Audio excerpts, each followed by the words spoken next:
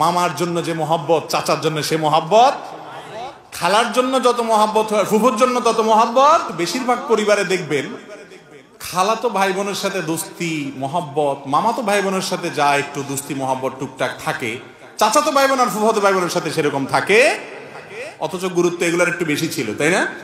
কেন? কারণ ইবলিস বুঝছে যে এ যদি এগুলোর সাথে সম্পর্ক ভালো করে ফেলে তো জান্নাতে চলে যাবে, এটা তো ঠেকাইতে হবে।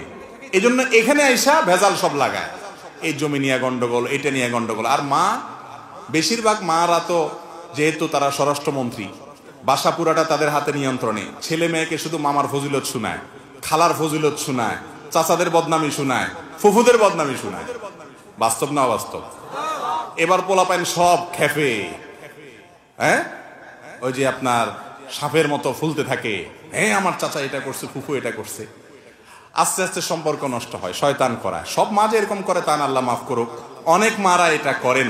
কিন্তু সন্তান যদি খুব বিচক্ষণ হয়, মার সাথে তো আবার বেয়াদবি করা যাবে না। মা বলছে তোমার খালা ভালো, মামা ভালো, মার সাথে বেয়াদবি করে বলেন দোত তুমি, তোমার কথা ঠিক নাই, তো গেলেন আপনি শেষ হয়ে, সেটা তো করা যাবে না। হাসতে হাসতে নিজের মন থেকে বুঝতে হবে যে কোনটা সঠিক কোনটা বেঠিক।